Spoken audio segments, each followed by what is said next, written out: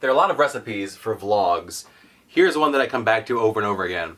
Get mad at something, stand in front of your camera, yell at it for 15 minutes, try to edit it into something coherent. It's not the only recipe for a vlog, but I keep coming back to it over and over again because it's so simple. Today's special ingredient? The Oscars.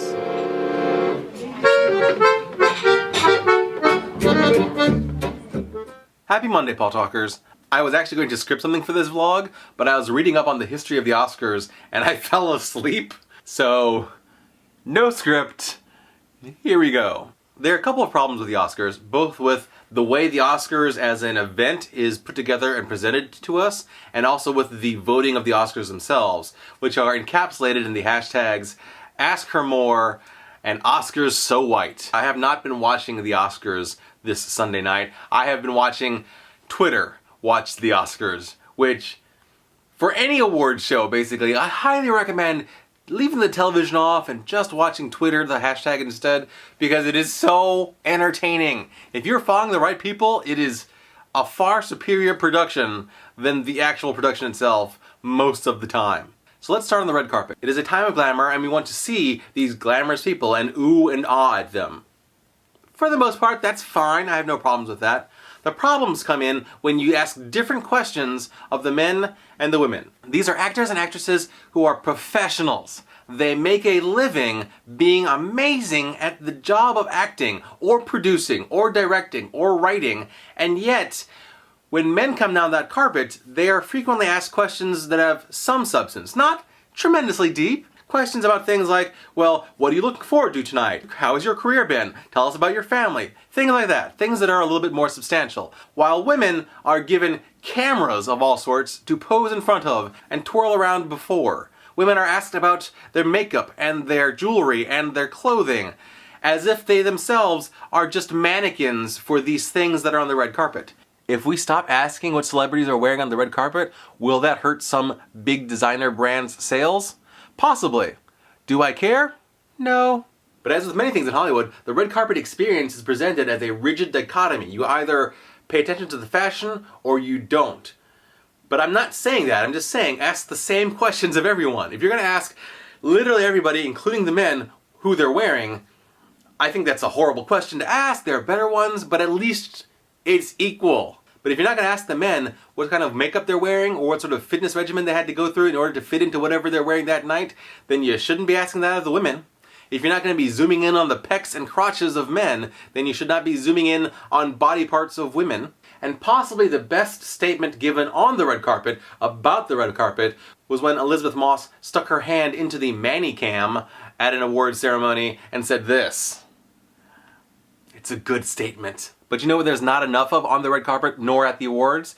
People of color. It is absurd. As of 2012, the members of the Academy were over 90% white, over 77% male, and I think 2% black, maybe 2% Latino, and such a small percentage of Asian people that they don't even show up as a percentage. And I think most of the members are over 60 years old as well. This is not an Academy of people who either represent the diversity of people who are working in Hollywood itself, nor the diversity, not even close to the diversity of people who actually watch the things that Hollywood produces. Oscars So White. But the thing about an award ceremony is that it's not where these problems begin, it is where the problems essentially end up.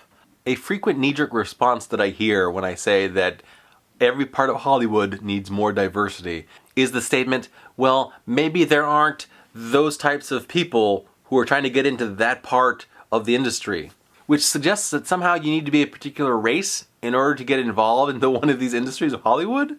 I'm pretty sure there's no ethnic marker in our genes for a predisposition for costuming, or acting, or directing, or writing. I'm angry about the lack of diversity at the Oscars, not because it's happening at the Oscars, but because it is a result of the lack of diversity throughout Hollywood.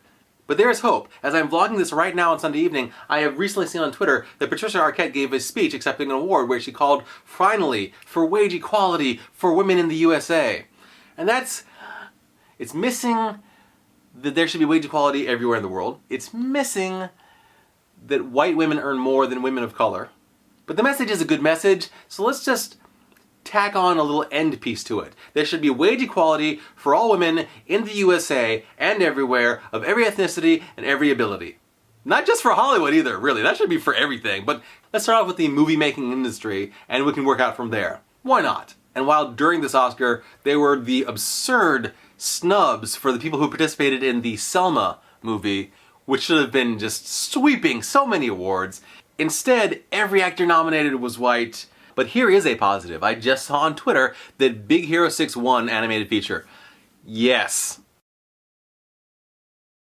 But again, I want to end this vlog by pointing out that people are going to say that Hollywood contains a rigid dichotomy, and it's false. That if you have more roles for women, if you have more roles for people of color, if you have more roles for disabled people, if you have more roles for people who speak other languages, that somehow this is going to hurt the white people. No director has thought, well, I'm going to make this movie, and then been stopped because the movie was too full of white people. That has literally never happened, and obviously the opposite has happened because Exodus. But maybe I'm too angry about all of this. Am I blowing things out of proportion by getting too angry at the sexism and racism I'm seeing at the Oscars, both in the production of the Oscars itself and all the things in Hollywood that lead up to it?